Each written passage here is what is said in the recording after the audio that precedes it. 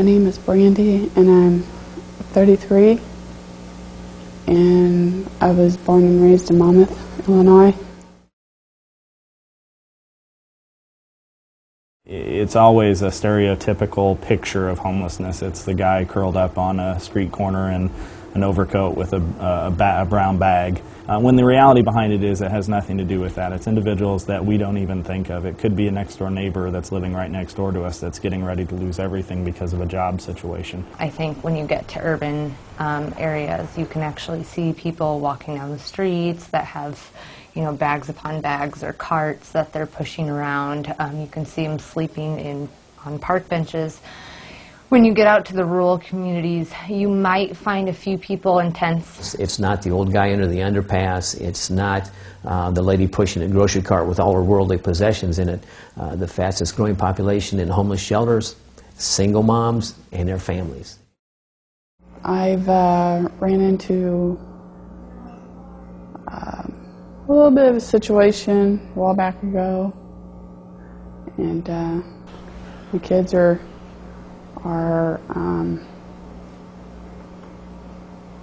in temporary foster care, probably for a little bit of that situation.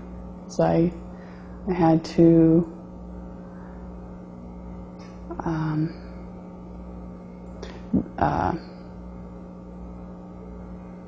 pay for some consequences that I did. So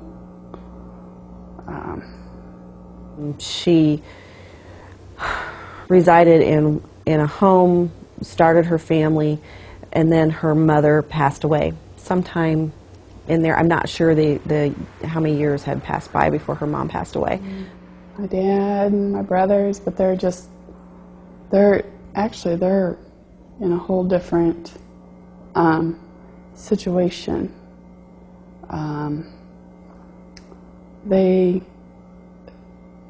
They're busy all the time.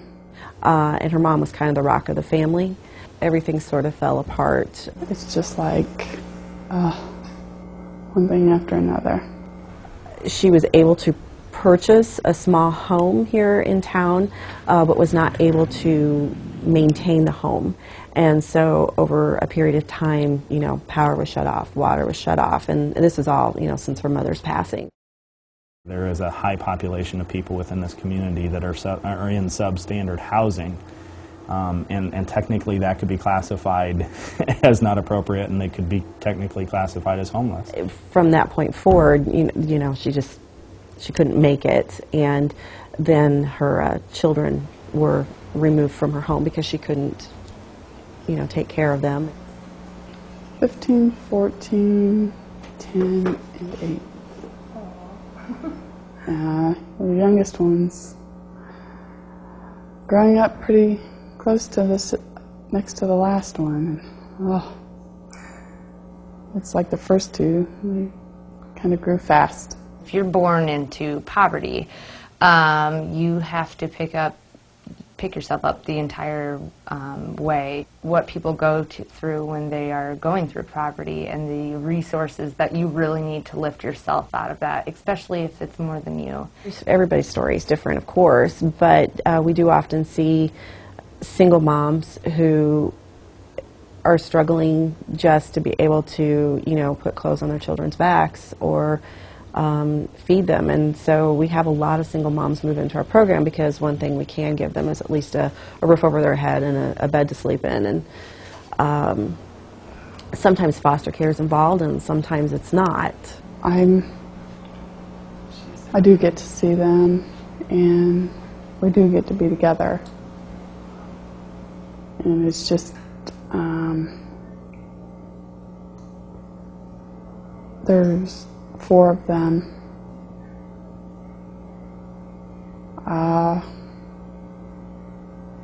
They're good kids. And we see that a lot in especially women that come to us of that typical bouncing from relationship to relationship. Yeah, I've had jobs. And, where have you worked? Who did you work?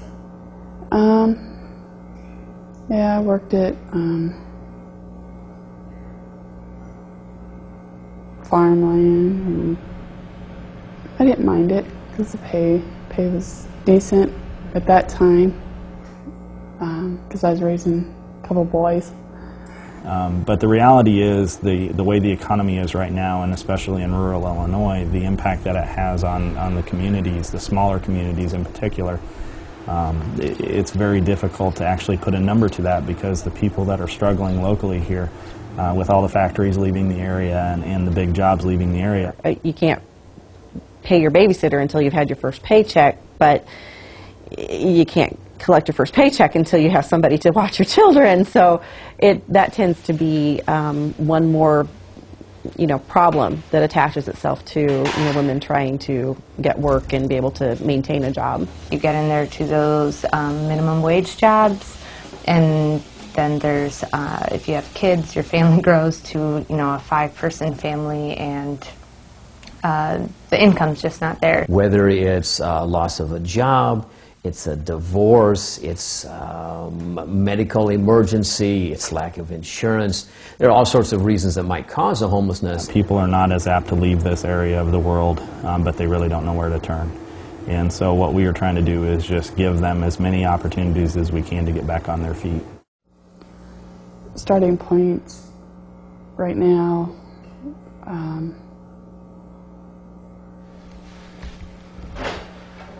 a place where I had to stay just so I could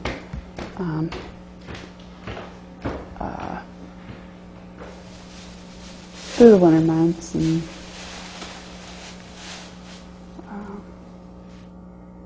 I don't really know much more to say other than that. Brandy is an individual that came to us from a couple different organizations within the community that actually referred her here. It's kind of an agency that's been assigned to work with her as an advocate.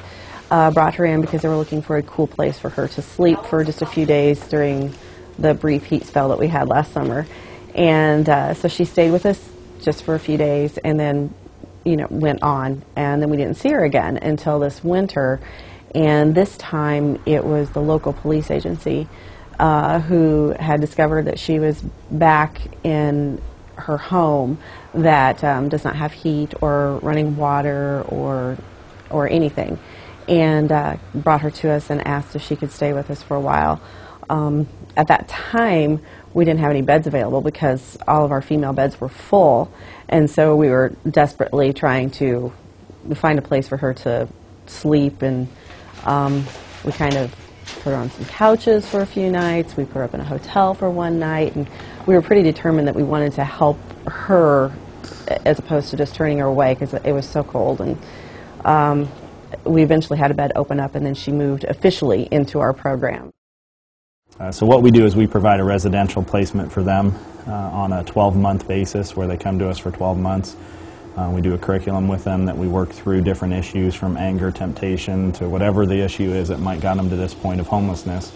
And then we transition them back out into the community then at that point. It takes money to run everything. And because we're in a smaller community, there's not as many resources available that way, and everything we do is private donation, and we don't have any grant money or anything like that.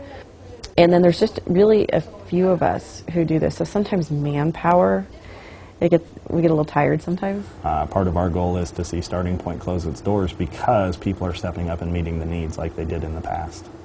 I'm reminded all the time that we all have different problems, and what's a problem to me might not be a problem to the next person, but it's very real. And I think if we just were a little bit more tolerable of each other's shortcomings, that might make all the difference in the world.